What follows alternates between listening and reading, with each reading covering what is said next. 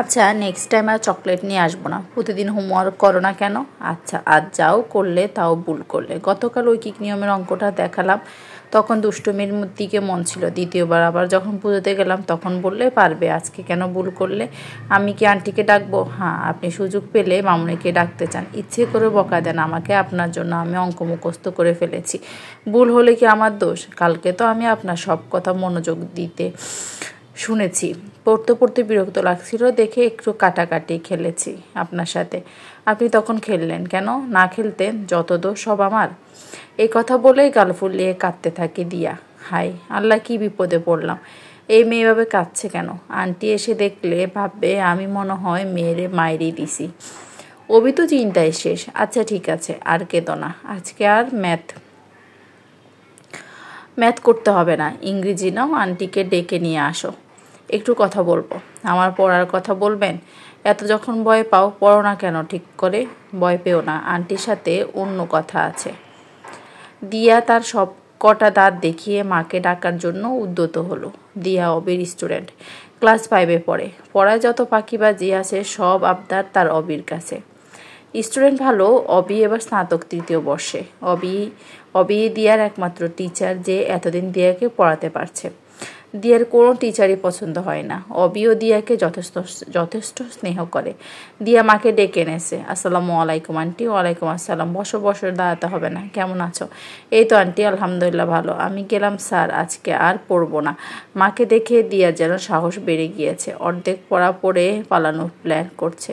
অবি কাচুমুচু করছে, আন্টির সামনে কি বলবে। এর মধ্যে আন্টি কাজটা আরো সহজ করে দিয়েছে, ধমক দিয়ে দিয়াকে বসিয়ে দিয়েছে। অবি মুস্কি হাসছে। অবি, তুমি কি বলতে চাইছিলে আমাকে? জি আন্টি। আন্টি কিভাবে বলবো বুঝতে পারছি না। কোনো সমস্যা? তুমি নির্ভয়ে বলো। আন্টি, আপনি দিয়ার জন্য নতুন টিচার দেখেন। দিয়া আর দিয়ার মায়ের মাথায় হঠাৎ করে মনে হলো যেন আকাশ ভেঙে পড়ল। এই ছেলে কি বলে? কেন বাবা, দিয়ে কিছু করেছে? কি করেছে বলো? আমি শাস্তি দিচ্ছি। আর আমি কোনো দিতে পারবো না। তোমাকে ব্যাট এনে দিয়েছি, তুমি মারো। আমি কিছু করি নাই মামুনি। দিয়া ঠোঁট উল্টে কান্না শুরু করে দিল মায়ের ভয়ে। আরে না না আন্টি, দিয়া কিছুই করেননি। She is a very good girl, আর আমার অনেক প্রিয় একজন ছাত্রী। আসলে আন্টি, আমার পড়াশোনা আগামী বছর শেষ হয়ে যাবে, আর তো বেশি দিন নেই। এই বছরে অলরেডি জুন মাস চলে এসেছে। আমি ঢাকা শিফট করব, ওখান থেকে আইবিএতে ভর্তি হব। দিয়ার ব্যাপারে তো আমি জানি ওর সব টিচার পছন্দ না, তাই আগে থেকে বলে রাখলাম আর কি। আপনি টিচার দেখে শুরু করেন, আমি হয়তো আগামী বছরের মাঝামাঝিতেই চলে যাব।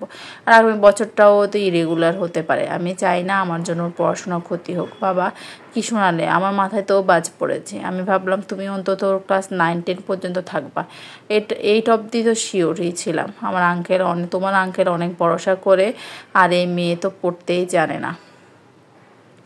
আন্টি, আমি ওকে ওর 6 সিলেবাস কভার করে দিয়ে যাব, ওই টেনশন করবেন না, ঠিক আছে? রাব্বি আম্মুকে জানাইছো? জি আন্টি, ওনাকেও জানাইছি। রাব্বিও অনেক নার্ভাস হয়ে গেছে, কারণ রাব্বি তো আমার হাতে গড়া। আন্টি উঠে গেল। দিয়া মাথা নিচু করে কাছে। স্যার প্লিজ যাইয়েন না, আমাকে অন্য টিচার বকবে, মারবে। তোমাকে বকার সাধ্য কারো আছে? আরে আমি তো এখন যাচ্ছি না, তোমার জন্য একটা নতুন টিচার আসবে। আন্টি না পারলে আমি খুঁজে দেব, আমার চেয়েও ভালো। এরপর আমি ফোন দিয়ে তোমার খোঁজে নেব। তো এটা লাস্ট চকলেট, কালকের হোমওয়ার্ক করে নেবে।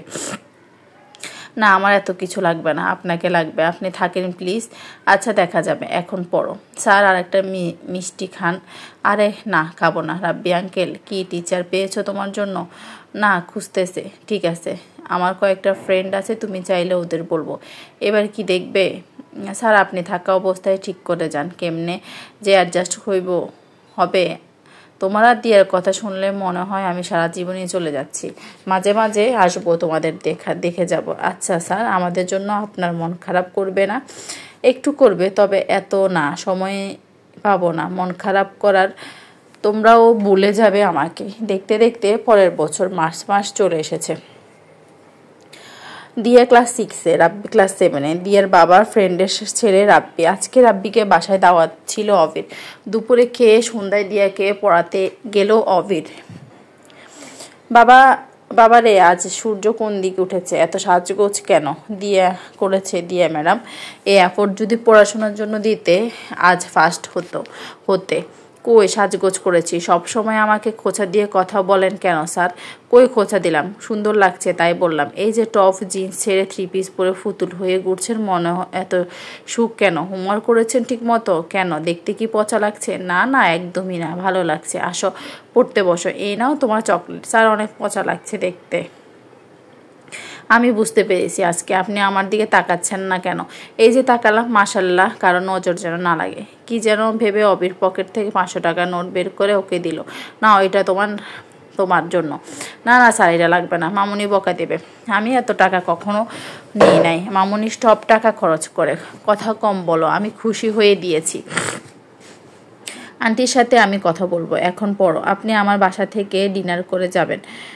বই বের করো, বাড়ির কাজ দেখাও। ডিনার কেন করব? দাওয়াত নাকি তোমাদের বাসায়? তাহলে রাব্বি ভাইদের বাসায় কেন খেয়েছেন? তুমি কিভাবে জানো আমি রাব্বিদের বাসায় খেয়েছি? এর মধ্যে আন্টি এসেছে। অবি বাবা আজ বাসায় খেয়ে যাও। আন্টি অল্প অল্প রান্না করেছি। আন্টির প্ল্যান ছিল পরশুদিন তোমার আঙ্কেল বাসায় আমরা আমরা একসাথে খাবো। আমি একটু বাইরে গিয়েছিলাম। এই মেয়ে ফোন দিয়ে কান্নাকাটি শুরু করে দিয়েছে। আজকে সে তোমাকে দাওয়াত দিয়েছে, তুমি আজ খাবে, তাই আমি তাড়াতাড়ি করে বাইরে থেকে এসেছি। আন্টি আমি দুপুরে খেয়েছি রাব্বিদের বাসায়। এখন প্লিজ আন্টি আর কোনো ঝামেলা করবেন না। এই দিয়া কেন আন্টিকে কষ্ট দিচ্ছ? আরে না, কিসের কষ্ট? আমি রান্না প্রায় শেষ করে ফেলেছি। তোমার আঙ্কেলকেও ফোন দিয়েছি, আসতেছে রাস্তায়। আন্টি চলে গেল। এ মেয়ে এত লজ্জায় ফেললে কেন আমায়? কথা বলবে না তুমি আমার সাথে? রাতে রাগ করে আর দিয়ার সাথে কথা বলেনি। সবার সাথে কথা বলে বাধ্য হয়ে গেলাম। দিয়াও গাল ফুলিয়ে কথা বলেনি। আসার সময় টেবিলের উপর থেকে ফোন আনার জন্য গেলাম। হঠাৎ দেখি উদ্ভটে কাজ করে বসলো। সে চকলেটটা দিলাম, সেটা ফেলে দিল আমার সামনে। এরপর দৌড়ে রুমে চলে গেল। আন্টি এমন সময় সামনে এসে দিয়ার এই কাজ দেখে ফেললো। আন্টির রাগ দেখে বুঝতে পারলাম আজ পিঠে শিওর বেদ পড়বে দিয়া। সাথে সাথে আন্টিকে বললাম, আন্টি কিছু বলবেন না প্লিজ, কালকে আমি এসে দেখব। পড়ার জন্য বকা দিয়েছিলাম, তাই পরের দিন রাব্বির কাছে শুনেছি আন্টি দিয়াকে বেয়াদবির জন্য অনেক মেরেছে। রাব্বির আম্মুর সাথে কথা বলার সময় আন্টি এই কথা বলেছে, রাব্বি তখন শুনেছে। সেদিন দিয়াদের বাসায় সাহস পাচ্ছিলাম না যাওয়ার। মেয়েটা মুখোমুখি কিভাবে হব? এত রাগ কেন এই মেয়ের? তাও গেলাম। ওর পড়ার রুমে বসে আছি। বাসায় ওর দাদি আর ওদের মেয়েড আছে। আধ ঘন্টা হলো দিয়া এলো না। ওদের মেয়েডকে বললাম আরেকবার ডাকতে। আমি চলে যাচ্ছি। শেষে এলো, গাল চোখ ফোলা। মায়ের খেয়ে কান্নাকাটি করে এ অবস্থা। কথা বলবে না। আজকে কি পড়বে না? পড়বো। কোথা থেকে পড়বো? তোমার যেখান থেকে ভালো লাগে। কাল এমন করলে কেন? আন্টি কি ভাবলো? তোমার জন্য আর চকলেট আনবো না। আমি কাল অনেক কষ্ট পেয়েছি। এত রাগ ভালো না দিয়া। আপনি কেন বললেন কথা বলবেন না আমার সাথে? আমি কথা বলবো না বলায় এসব করলে? ইয়া আল্লাহ, তোমার সাথে কি আমার সবসময় কথা হয় নাকি ভবিষ্যতে হবে? তাই বলে এমন করবে? এগুলো কেমন জেদ? নতুন টিচার আসবে, তুমি ও বড় হচ্ছ, এসব জেদ ছাড়ো। তোমাকে আন্টি কাল কম মেরেছে তাই না? আমিও এক ডোজ দিব। আবার গাল ফুলিয়ে রেখেছে। ওই গাল ফোলানো অবস্থায় পড়ালাম। কি বুঝলো ওই জানে। সেদিন দিয়াকে পড়িয়ে সিলেবাস বুঝিয়ে আমি ঢাকা আসি অ্যাডমিশনের দিয়ে। আমার এক্সাম শেষ, রেজাল্টও বেরিয়েছে। 1 সপ্তাহ আর ওদের পড়াতে যায়নি। ঢাকা থেকে গিয়ে শুনি আঙ্কেল টিচার ঠিক করেছে। আমিও হাঁপ ছেড়ে বাঁচলাম। তাই আমি একদিন পর গেলাম দিয়াদের বাসায়। রাব্বিকে আগের দিন পড়িয়ে এসেছি। দিয়াকে আজকে শেষ পড়িয়ে পড়া বুঝিয়ে চলে আসবো। গিয়ে দেখি আমার রুমমেট মিনা আর দিয়াকে পড়াচ্ছে। দিয়া আমাকে দেখে সালাম দিল। আমিও একটু অবাক হলাম। মিনার আমাকে বলল ও না একবার যে ওদের পড়াবে। হয়তো ছিলাম না দেখে বলেনি। সেদিন আমি আর দিয়াকে পড়াইনি। মিনার আমার আগেই চলে গেল পড়িয়ে। আমি আন্টির সাথে কথা বলছিলাম। আমি জানি দিয়া এখন রিজেক্ট করে দেবে মিনারকে। ও পড়ানোর স্টাইল দিয়ার যে পছন্দ হয়নি, দিয়া মুখে দেখে বোঝা যাচ্ছে। রাব্বি রিজেক্ট করে দিয়েছে ফোন দিয়ে বলল। কিন্তু দিয়া অবাক করে বলল দিয়ার পছন্দ হয়েছে, দিয়া মিনারের কাছে পড়বে। দিয়া যেহেতু পছন্দ হয়েছে তাই অবি আর কথা বাড়ায়নি। অবি দিয়াকে আজ 1 বক্স চকলেট দিল, কিন্তু চকলেট নেয়নি। আমি ঢাকা থেকে নিয়ে এসেছি, দিয়া নাও, না নিলে কষ্ট পাবো। আপনি সেদিন বলেছিলেন আর নিয়ে আসবেন না, তাহলে কেন নিয়ে আসলেন? রাগে বলেছিলাম, কথা শুনেছিলে না তাই। প্লিজ নাও, চলে তো যাচ্ছি আজ, আর কেউ তো তোমাকে চকলেট দেবে না। আর শুনো দিয়া, সুন্দর করে পড়বে, এখন সিলেবাস অনেক কঠিন। আমি পরশু ঢাকা চলে যাচ্ছি, আমার রেজাল্ট দিয়েছে। যে কোনো সমস্যা আমাকে ফোন দেবে, প্রয়োজন হলে আমাকে সব প্রবলেম একসাথে জানাবে। আমি ঢাকা থেকে এসে তোমাকে পড়িয়ে যাব।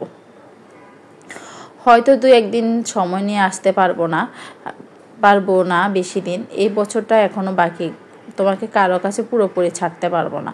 আর একদম দুষ্টুমি করবে না, করলে কি হবে? আবার তেরা কথা বলো, নিষেধ করলাম শুনবে। আচ্ছা দিয়া, সত্যি কি মিনার ভালো পড়ায়? কেন, খারাপ কি?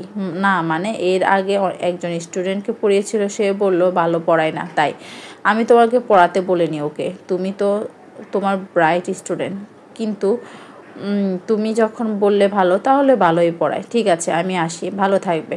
দরজা দিয়ে এসে পেছন থেকে ফিরে দেখি দিয়া আগের জায়গায় দাঁড়িয়ে আছে। একটু অবাক হলাম, আবার কাছে গিয়ে জিজ্ঞেস করলাম, কি হলো দিয়া? দরজা দাও। এবার দিয়া সাথে সাথে কেঁদে দিয়েছে, আমাকে জাপটে ধরে। আসলে আমি ভয়ে একদম পিছিয়ে যাই। তখন আন্টিকে ডেকে এনে ওকে সামলাতে বলি। আন্টিও বুঝতে পেরেছে এতদিন আমাতে অভ্যস্ত হয়ে গিয়েছে মেয়েটা, তাই কাছে। আন্টিও চোখে পানি দেখলাম। বাসার নিচে এসে রাস্তায় ফুটপাতে দাঁড়ালাম। এক বারান্দায় রাব্বি দাঁড়ানো, অন্য বারান্দায় দিয়ে। আমি 2 বাসার মাঝে ফুটপাতের বটতলায়।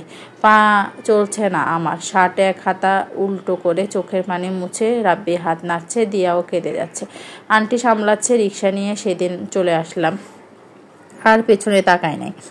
প্রায় 10 মাস পর ক্লাস শেষ করে রুমে এসে বসলাম। এর মধ্যে অনেকদিন পর পরিচিত নাম্বার দেখে মুখে হাসি ফুটে উঠল। অপেক্ষায় ছিলাম কখন আসবে কল। হ্যালো বলার আগে উপাস থেকে মুখে খই ফুটছে। আসসালামু আলাইকুম স্যার, কেমন আছেন? আপনি ঢাকা থেকে আসেন না কেন? কবে নোট দিবেন আমাকে? এত প্রশ্ন একসাথে করলে উত্তর দেব কিভাবে? আমি ঢাকা থেকে গিয়ে কি করব শুনি? তোমার তো এখন পড়াশোনা ভালো যাচ্ছে, কোনো প্রয়োজন থাকলে তো আর আগেই কল দিতে। স্যার আমি অঙ্কে ফেল করেছি। কি মজা করছো?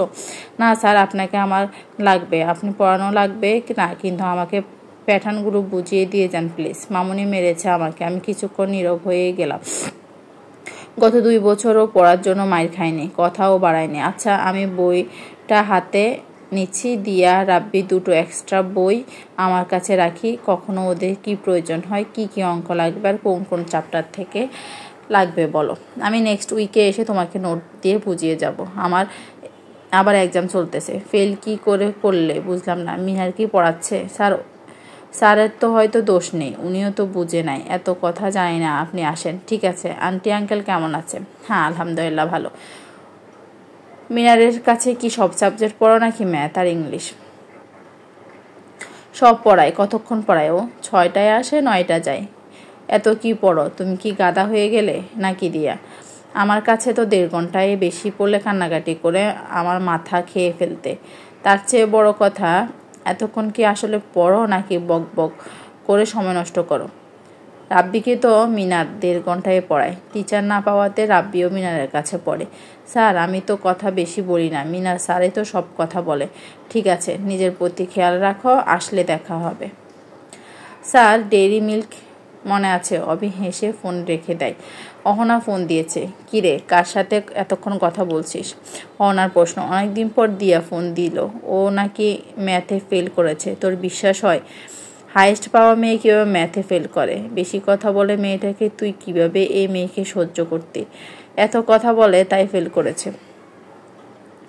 একটাও কথা বলবি না আর ওর সম্পর্কে। আমি ফেনে আসতেছি আগামী সপ্তাহে। বাহ, আম্মুও চেয়েছিল আয় তুই। আঙ্কেল আর আব্বুর আমাদের বিয়ের কথা বলবে। তোর মাথায় কি সারাক্ষণ বিয়ে গড়ে?